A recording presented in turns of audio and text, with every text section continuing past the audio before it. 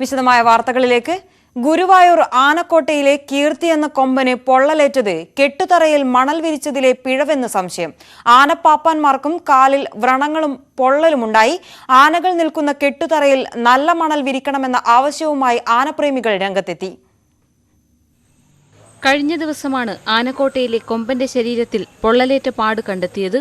ഇക്കാര്യം ആനക്കോട്ട മാനേജരെയും ഡോക്ടറെയും അറിയിച്ചു. ആനകളെ തളച്ചിടുന്ന കെട്ടുതറയിൽ പുതിയ പൂഴിമണൽ ഇടയ്ക്കിടെ വിരിക്കണമെന്ന് പലവട്ടം ആവശ്യപ്പെട്ടിട്ടും നടപടിയെടുക്കാത്തതാണ് കാരണമെന്ന് ആനപ്രേമി സംഘം സംസ്ഥാന പ്രസിഡന്റ് കെ പി ഉദയൻ പറഞ്ഞു. കടപ്പുറം മണലടക്കമുള്ള മണലുകൾ കെട്ടുതറകളിൽ വിതരണം എന്ന് നിരവധി തവണ ദേവസ്വത്തിനോടും ആനക്കോട്ടയിലെ ഉദ്യോഗസ്ഥന്മാരോടുമൊക്കെ ആവശ്യപ്പെട്ടിട്ടുള്ളതാണ്. ഈ ആനക്കോട്ടയിലെ കെട്ടുതറകളുടെയൊക്കെ ശോചനീയാവസ്ഥ, ശുചിത്വമില്ലായ്മ ഒക്കെ ആനകൾക്ക് പല രോഗങ്ങൾക്കും കാരണമാകും എന്നുള്ളത് കൊണ്ട് തന്നെ ഈ കീർത്തിയുടെ പൊള്ളലുമായി ബന്ധപ്പെട്ട് സമഗ്രമായ അന്വേഷണം നടത്തി എന്താണ് സംഭവിച്ചിട്ടുള്ളത് എന്ന് ആനപ്രേമികളുടെ സംശയങ്ങൾ ദൂരീകരിക്കേണ്ട ഉത്തരവാദിത്തം ഗുരുവായൂർ ദേവസ്വത്തിനുണ്ട്. സമാന രീതിയിൽ ആനപ്പാപ്പാന്മാർക്കും കാലിൽ വ്രണങ്ങൾ ഉണ്ടായതായി പറയുന്നു. ആനക്കോട്ടയിൽ ആനകളെ തളയ്ക്കുന്ന സ്ഥലം വൃത്തിഹീനമാണെന്ന് നാട്ടുകാർ ആരോപിച്ചു. ഒരു മനുഷ്യ ജീവനപ്പോഴത്തിന് വിലയുള്ള ഈ ഒരു ജീവിക്ക് ഈ ഒരു ദാരുണമായ സംഭവം ഉണ്ടായതിൽ ഏറ്റവും കൂടുതൽ വീഴ്ച സംഭവിച്ചിട്ടുള്ള ഗുരുവായൂർ ദേവസ്വത്തിലെ ആ വിഭാഗത്തിൽ തന്നെയാണ്. ആ വൃത്തിശൂന്യമായ സ്ഥലത്ത് ആന നിർത്തുകയും മനുഷ്യ വിസർജ്ജനം പോലെയുള്ള ആസിഡ് ഗുണമുള്ള വസ്തുക്കൾ ആന എടുത്ത് മുകളിലേക്ക് എറിയുന്നതിൻ്റെ ഭാഗമായി ആ മണ്ണ് പതിച്ചിട്ടാണ് ഈ ഒരു അസുഖം വരുന്നതെന്നാണ് വിദഗ്ധന്മാർ ചൂണ്ടിക്കാണിക്കുന്നത്. കെട്ടുതറയിൽ ശുചീകരണം കൃത്യമായി നടന്നില്ലെങ്കിൽ പാദരോഗത്തിനടക്കം സാധ്യതയുണ്ട്. വിസർജ്യം കലർന്ന മണ്ണ് പുറത്തുവാരി എറിഞ്ഞതുകൊണ്ട് ഇത്തരത്തിൽ പൊള്ളലേൽക്കാൻ സാധ്യതയുണ്ടെന്നും വിദഗ്ധർ പറയുന്നു. കെട്ടുതറയിലെ മണ്ണ് വൃത്തിയുള്ളതാണെന്നും ആനകളെ കൃത്യമായി ശുചീകരിച്ചാണ് പരിപാലിക്കുന്നതെന്നും ആനക്കോട്ടയിലെ ജീവനക്കാർ പറയുന്നു. എങ്കിൽ ആനയ്ക്ക് പൊള്ളലേറ്റതിൽ കൃത്യമായ അന്വേഷണം വേണമെന്നാണ് ആവശ്യം. ന്യൂസ് 18 ഗുരുവായൂർ. കോലഞ്ചേരിയിൽ അസം സ്വദേശിയെ കൊലപ്പെടുത്തിയ കേസിലെ പ്രതിയെ സ്ഥലത്തെത്തിച്ച് തെളിവെടുത്തു. കഴിഞ്ഞ ദിവസമാണ് അസം സ്വദേശി രാജാദാസിനെ ജോലിസ്ഥലത്ത് കൊല്ലപ്പെട്ട നിലയിൽ കണ്ടെത്തിയത്. കൊല നടത്തിയ സുഹൃത്ത് വെസ്റ്റ് ബംഗാൾ മുർഷിദാബാദ് സ്വദേശി ദീപൻ കുമാർ ഭാസിയുമായാണ് പോലീസ് തെളിവെടുത്തത്. ചാക്കിൽ കെട്ടിയ നിലയിലായിരുന്നു രാജാദാസിന്റെ മൃതദേഹം കണ്ടെത്തിയത്. കാസർഗോഡ് ഹൊസങ്കടിയിൽ സെക്യൂരിറ്റി ജീവനക്കാരനെ ആക്രമിച്ച് ജ്വല്ലറിയിൽ കവർച്ച നടത്തിയ കേസിൽ 2 പേരെ തിരിച്ചറിഞ്ഞു. ദക്ഷിണ കന്നഡ ബദ്വാൾ സ്വദേശികളായ മുഹമ്മദ് ഗോസ്, ഇമ്രാൻ ഗോസ് എന്നിവരെയാണ് തിരിച്ചറിഞ്ഞത്. കവർച്ചയ്ക്ക് ശേഷം രക്ഷപ്പെടുന്നതിനിടെ ഉള്ളാൾ പോലീസിനെ ആക്രമിച്ച സംഘത്തിലും ഇവരുണ്ടെന്നാണ് വിവരം. കവർച്ചാ സംഘം സഞ്ചരിച്ച വാടക കാറിന്റെ ഉടമയായ സൂറത്തുകൾ സ്വദേശി നൽകിയ വിവരത്തിന്റെ അടിസ്ഥാനത്തിലാണ് ഇരുവരെയും തിരിച്ചറിഞ്ഞത്. പത്തനംതിട്ട കോന്നി ബ്ലോക്ക് പഞ്ചായത്ത് ഭരണത്തിൽ അട്ടിമറി. കോൺഗ്രസ് അംഗത്തിന്റെ പിന്തുണയോടെ LDFന്റെ അവിശ്വാസ പ്രമേയം പാസായി. കൂറുമാറിയ ജിജി സജിക്കെതിരെ നിയമ നടപടിക്കൊരുങ്ങുകയാണ് ജില്ലാ കോൺഗ്രസ് കമ്മിറ്റി. കോന്നി പിടിച്ചെടുത്തതോടെ 8 ബ്ലോക്ക് പഞ്ചായത്തുകളിൽ 7ഇടത്തും LDFനാണ് ഭരണം. കാട്ടാനശല്യത്തിൽ പൊറുതിമുട്ടി കണ്ണൂരിലെ ഉദയഗിരി മുട്ടത്തം വയൽ നിവാസികൾ. കാട്ടാന കൃഷി നശിപ്പിക്കുന്നത് പതിവായതോടെ കർഷകർ ദുരിതത്തിലാണ്. തകർന്നു കിടക്കുന്ന പ്രതിരോധ വേലിക്കിടയിലൂടെയാണ് ആനകൾ കൃഷിയിടത്തിൽ ഇറങ്ങുന്നത്. കർണാടക വനാതിർത്തിയോട് ചേർന്ന് കിടക്കുന്ന പ്രദേശമാണ് മുട്ടത്താം വയൽ. ഒട്ടേറെ കുടിയേറ്റ കുടുംബങ്ങൾ താമസിക്കുന്ന പ്രദേശം. കൃഷിയാണ് ഇവിടുത്തുകാരുടെ ഏക ഉപജീവന മാർഗം. വർഷങ്ങളുടെ അധ്വാനത്തിന്റെ ഫലമാണ് ഒരു രാത്രി കൊണ്ട് കാട്ടാനകൾ തകർത്തെറിയുന്നത്. ഒരു 10 വർഷം മുമ്പാണ് തുടക്കം. അന്ന് ഇവിടെ വന്ന് തെങ്ങുകളെല്ലാം മുഴുവൻ ചവിട്ടിപ്പറിച്ച് മുഴുവൻ നശിപ്പിച്ചത്. രണ്ടാമത് വെച്ച കൃഷിയാണ് ഇപ്പം നശിപ്പിച്ചുകൊണ്ടിരിക്കുന്നത്. ഇപ്പം വാഴയൊക്കെയാണ് കണ്ടില്ല, നമുക്ക് കൂലിപ്പണി എടുത്ത് കിട്ടുന്നതിൻ്റെ ചെറിയ പൈസ കൊണ്ടാണ് ഇതൊക്കെ പണിയെടുക്കുന്നത്. അതുവരെ ഇത് നശിപ്പിക്കുകയാണ്. ജീവിക്കാൻ പറ്റാത്ത അവസ്ഥയെത്തി. വാഴയും കവുങ്ങും തെങ്ങുമെല്ലാം കൂട്ടമായി എത്തുന്ന കാട്ടാനകൾ പിഴുതെടുക്കുകയാണ്. ഏക്കർ കണക്കിന് കൃഷിഭൂമി തകർത്തതിന് ശേഷമാണ് ആനകൾ മടങ്ങുക. വനം വകുപ്പിന്റെ ഭാഗത്തു നിന്ന് ഒരു നടപടിയും ഉണ്ടാകുന്നില്ലെന്ന് നാട്ടുകാർ പറയുന്നു. 6 മാസത്തിനുള്ളിൽ 4 തവണയാണ് നമ്മുടെ ഈ മുറ്റത്ത് പുരയെടുത്ത് ഇങ്ങനെ 2 തവണ പുരയുടെ ആദായം മുഴുവൻ നശിപ്പിച്ച് അങ്ങനെ ശല്യം ചെയ്ത് ഞങ്ങൾ ഫോറസ്റ്റുകാരെ വിളിക്കുക. അവർ ഒരു തവണ പടക്കം കൊണ്ടു തന്നു. കവുങ്ങും തെങ്ങും വാഴയെല്ലാം നശിപ്പിച്ച് ഇത് 4ാമത്തെ തവണയാണ് ഈ 6 മാസത്തിനുള്ളിൽ. അതുകൊണ്ട് ഫോറസ്റ്റുകാർ വിളിച്ചിട്ട് എന്നോട് ചോദിക്കുന്നു, മുറ്റത്ത് ആന വന്നോ? കൃഷിയിടങ്ങൾ സംരക്ഷിക്കാനെന്ന പേരിൽ ലക്ഷങ്ങൾ ചിലവഴിച്ച് സ്ഥാപിച്ച സോളാർ വേലികൾ പ്രവർത്തിക്കുന്നില്ല. വനം വകുപ്പിനാണ് ഇവയുടെ സംരക്ഷണ ചുമതലയെങ്കിലും വല്ലപ്പോഴും മാത്രമാണ് അവർ ഇവിടെ എത്തുന്നത്. നിലവിൽ ഇവിടെ സോളാർ ഫെൻസിംഗ് ഉണ്ടെങ്കിലും അത് പ്രവർത്തനക്ഷമത അല്ല.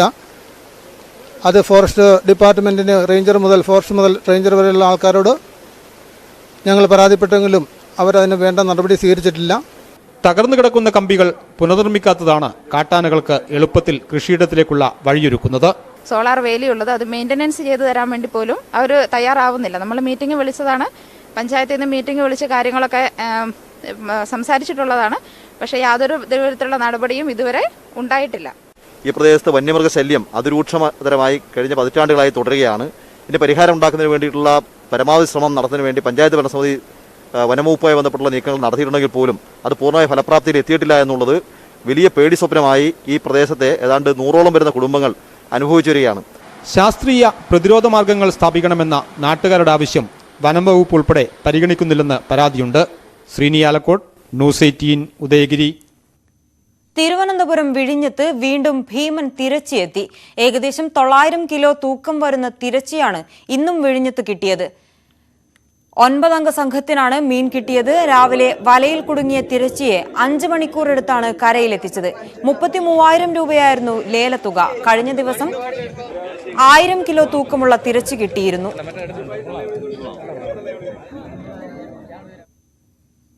മൂന്നാറിൽ ഉരുൾപൊട്ടൽ സാധ്യത കൂടുതലെന്ന് റിപ്പോർട്ട്. അമൃത ഇൻസ്റ്റിറ്റ്യൂട്ടിന്റെ ഉരുൾപൊട്ടൽ മുന്നറിയിപ്പ് സംവിധാനത്തിന്റെ വിവരങ്ങൾ വിലയിരുത്തിയാണ് റിപ്പോർട്ട് തയ്യാറാക്കിയത്. ദുരന്ത നിവാരണ അതോറിറ്റിക്കും ജില്ലാ ഭരണകൂടത്തിനും ഇൻസ്റ്റിറ്റ്യൂട്ട് റിപ്പോർട്ട് കൈമാറി. അമൃത വിശ്വവിദ്യാപീഠം 2009 മൂന്നാറിൽ ഉരുൾപൊട്ടൽ മുന്നറിയിപ്പ് സംവിധാനം സ്ഥാപിച്ചത്.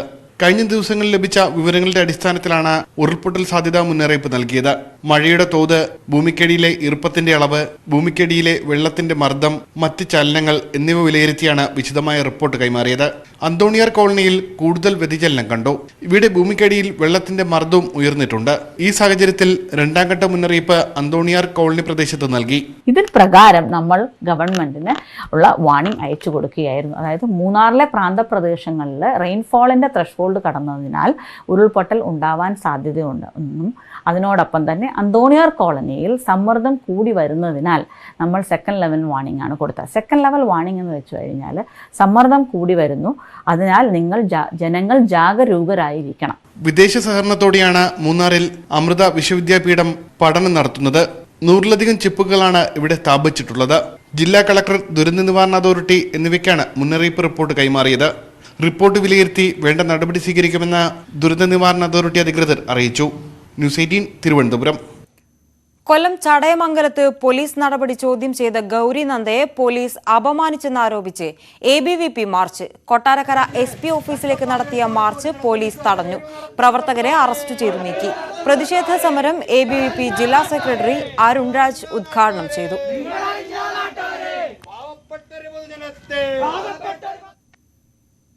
പാലക്കാട് ആലത്തൂരിൽ പോലീസ് നടത്തിയ വാഹന പരിശോധനയിൽ 141 കിലോ കഞ്ചാവ് പിടികൂടി.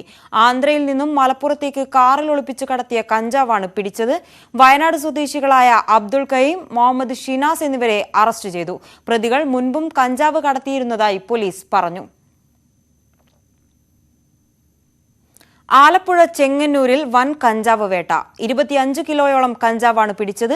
തിരുവല്ല ചെങ്ങന്നൂർ സ്വദേശികളായ സിയാദ്, സാഗർ എന്നിവർ പിടിയിലായി. ട്രോളി ബാഗിനുള്ളിൽ പൊതികളായാണ് കഞ്ചാവ് സൂക്ഷിച്ചിരുന്നത്. ചെങ്ങന്നൂർ എത്തിച്ച ശേഷം വിവിധ കേന്ദ്രങ്ങളിലേക്ക് കൈമാറാനായിരുന്നു പദ്ധതി.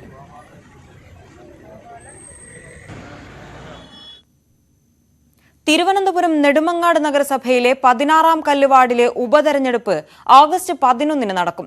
3 മുന്നണികളും ശക്തമായ പോരാട്ടത്തിലാണ്. LDF കൗൺസിലറായിരുന്ന ഗിരിജ വിജയന്റെ മരണത്തോടെയാണ് ഉപതെരഞ്ഞെടുപ്പ്. UDF സ്ഥാനാർത്ഥിയായ ഗീതാദേവിയെ 10 വോട്ടിന് തോൽപ്പിച്ചാണ് CPM സ്ഥാനാർത്ഥി ഗിരിജ വിജയൻ ജയിച്ചത്. ഇക്കുറി LDF രംഗത്തിറക്കിയത് മരിച്ച കൗൺസിലർ ഗിരിജ വിജയന്റെ മകളായ വിദ്യാ വിജയനെയാണ്. മത്സരരംഗത്ത് കന്നി അംഗമാണ്. ഉപതെരഞ്ഞെടുപ്പിൽ നല്ല ഭൂരിപക്ഷത്തിൽ ജയിക്കുമെന്ന വിശ്വാസത്തിലാണ് UDF സ്ഥാനാർത്ഥി ഗീതാദേവി. ഇപ്പോഴും സ്ഥാനാർത്ഥിയാണ്. ഇപ്പം ബൈ ഇലക്ഷൻ നടക്കുകയാണ്. കഴിഞ്ഞ പ്രാവശ്യം ഞാൻ സ്ഥാനാർത്ഥിയായിരുന്നു. കഴിഞ്ഞ പ്രാവശ്യം തുച്ഛമായ വോട്ടിനാണ് ഞാൻ തോറ്റത്. ഇപ്പോഴും പാർട്ടിയുടെ നിർദ്ദേശം അനുസരിച്ച് ഞാൻ സ്ഥാനാർത്ഥിയായി നിൽക്കുകയാണ്. BJP സ്ഥാനാർത്ഥിയായി മത്സരിക്കുന്നത് രമ ടീച്ചറാണ്. ഇപ്പോൾ മാറി മാറി വരുന്ന പാർട്ടികൾ ഒന്നും തന്നെ ഈ മണ്ഡലത്തിന് അല്ല ഈ വാർഡിന് വേണ്ടി ഒന്നും ചെയ്തതായിട്ട് എനിക്ക് കാണാൻ പറ്റിയിട്ടില്ല. ഇവിടെ ഒരുപാട് പ്രശ്നങ്ങളുണ്ട്. ഒന്ന് ഇവിടുത്തെ ഈ വെള്ളക്കെട്ടിൻ്റെ പ്രശ്നം. അപ്പോൾ ആ പ്രശ്നം എപ്പോഴും അത് വോട്ടാക്കി മാറ്റുകയാണ് ചെയ്യുന്നത്. ആ വോട്ടാക്കി മാറ്റുന്നതല്ലാതെ അതിനൊരു പരിഹാരം കാണാൻ പറ്റിയിട്ടില്ല. നെടുമങ്ങാട് നഗരസഭയിലെ നിലവിലെ ഭരണകക്ഷിയായ LDF-ന് 27 സീറ്റും UDF-ന് 8 സീറ്റും BJP-ക്ക് 4 സീറ്റുമാണ്. വിജയപ്രതീക്ഷയിലാണ് 3 മുന്നണികളും. ന്യൂസ് 18 നെടുമങ്ങാട്. ഇടുക്കി വണ്ടിപ്പെരിയാറിൽ കൃഷിയിടത്തിൽ നിന്നും ഏലക്ക മോഷണം പോയതായി പരാതി. വണ്ടിപ്പെരിയാർ സ്വദേശി സുമയുടെ കൃഷിയിടത്തിൽ നിന്നുമാണ് ഏലക്ക മോഷണം പോയത്. 2 ഏക്കറിലാണിവർ ഏലം കൃഷി ചെയ്യുന്നത്. 2 തവണ വണ്ടിപ്പെരിയാർ പോലീസിൽ പരാതി നൽകിയിട്ടും പ്രതികളെ പിടികൂടാനായിട്ടില്ലെന്നാണ് ആക്ഷേപം. ഇടവേളയാണ്. കൂടുതൽ വാർത്തകൾക്കും വിശദാംശങ്ങൾക്കും malayalam.news18.com സന്ദർശിക്കുക.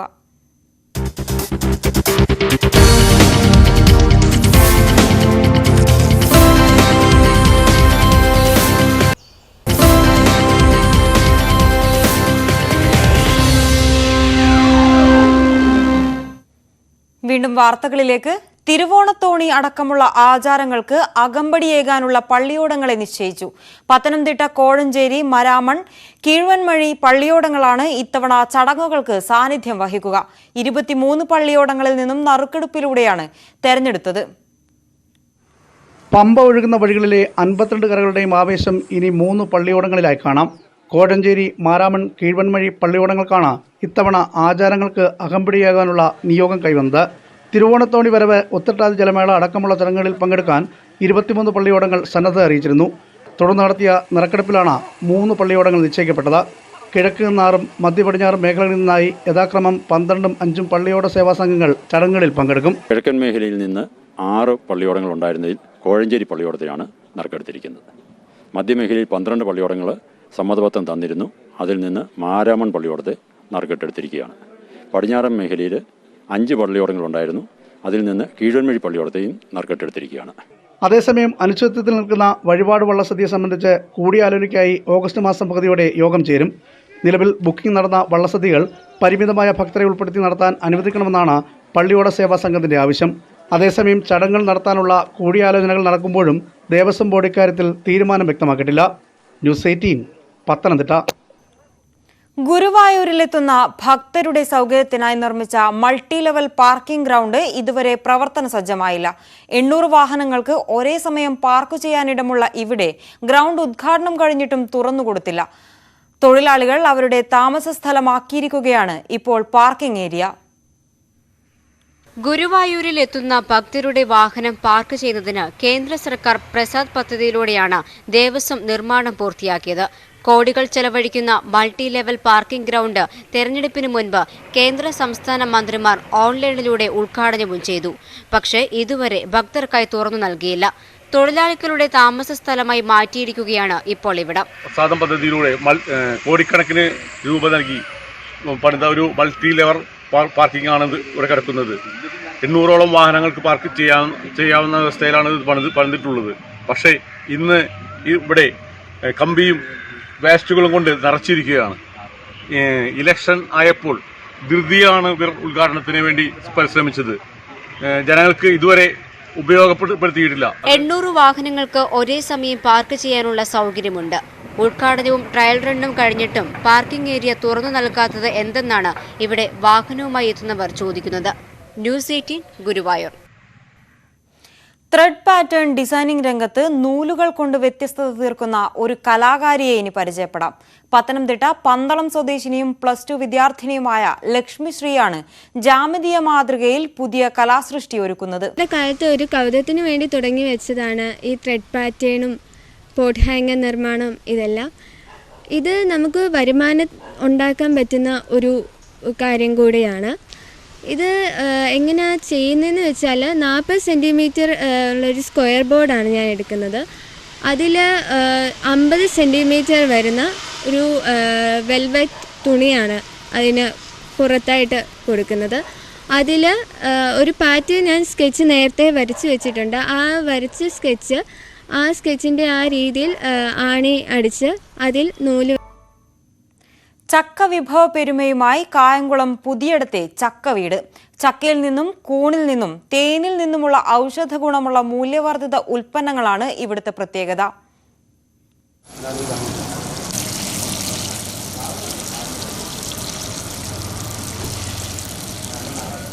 ചക്ക ഹൽവ, പുട്ടുപൊടി, ചമ്മന്തിപ്പൊടി, അച്ചാർ, പപ്പടം, ഉപ്പേരി, ചക്ക ഐസ്ക്രീം തുടങ്ങി വ്യത്യസ്ത വിഭവങ്ങൾ. അപ്പോൾ തയ്യാറാക്കുന്ന ചക്ക ഉണ്ണിയപ്പം, ചക്ക പായസമൊക്കെ ഈ ചക്ക വീട്ടിൽ നിന്ന് വാങ്ങിക്കാം. ജാക്ക് ഫ്രൂട്ട് പ്രൊമോഷൻ ഫെഡറേഷനും golden jack ex service men colony ചാലക്കുടിയും സംയുക്തമായി നടത്തുന്നതാണ് ചക്കയുടെ പ്രദർശനവും വിൽപ്പനയും. ചക്കയുടെ സ്ക്വാഷ്, ജാതിക്ക സ്ക്വാഷ്, നെല്ലിക്ക കാന്താരി, ചക്കയുടെ പുട്ടുപൊടി, ചക്ക ചമ്മന്തിപ്പൊടി, ചക്ക ഹലുവ, ചക്ക വരട്ടി, ചക്ക പപ്പടം, അങ്ങനെ ചക്കയിൽ നിന്നുള്ള നിരവധി ഉൽപ്പന്നങ്ങളും, നെല്ലിക്കയുടെ സ്ക്വാഷ്, നെല്ലിക്ക കാന്താരി, ജാതിക്ക സ്ക്വാഷ്, പിന്നെ അതേപോലെ ഈ മഹോത്സവ നഗരിയിൽ തന്നെ നമ്മൾ തയ്യാറാക്കുന്ന 2 ഐറ്റംസ് ഉണ്ട്. ചക്ക പായസം, ചക്ക ഉണ്ണിയപ്പവും. ഈ 2 ഐറ്റംസും ഇവിടെ തന്നെ നമ്മൾ ജനങ്ങളുടെ മുന്നിൽ വെച്ച് തന്നെ തയ്യാറാക്കി കൊടുക്കുന്ന ചൂട് ചക്കപ്പായസം, ചക്ക ഉണ്ണിയപ്പം ഇവിടെ ലഭിക്കുന്നതാണ്. തേനിന്റെയും കൂണിന്റെയും ഉൽപ്പന്നങ്ങളും പ്രദർശനത്തിനുണ്ട്. 1.5 വർഷത്തിനുള്ളിൽ ഫലം നൽകുന്ന ആയുർ ജാക്ക്, വിയറ്റ്നാം ഏർലി പ്ലാവിൻ തൈകളും 6 മാസം കൊണ്ട് കായ്ക്കുന്ന തായ്ലൻഡ് മാവിൻ തൈകളും വാങ്ങാനാകും. ആഗസ്റ്റ് 2 വരെ രാവിലെ 9 മുതൽ രാത്രി 8 വരെയാണ് പ്രദർശനവും വിൽപ്പനയും. ചക്കയിൽ നിന്നുള്ള ഔഷധ ഗുണമുള്ള മൂല്യവർദ്ധിത ഉൽപ്പന്നങ്ങളെ അടുത്തറിയാനും കഴിയും.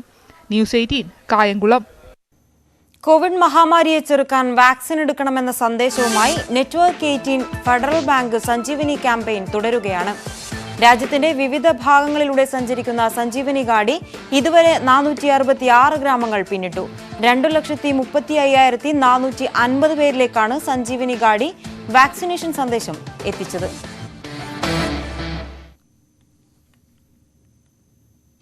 നാട്ടുവർത്തമാനം പൂർണ്ണമാകുന്നു. നമസ്കാരം.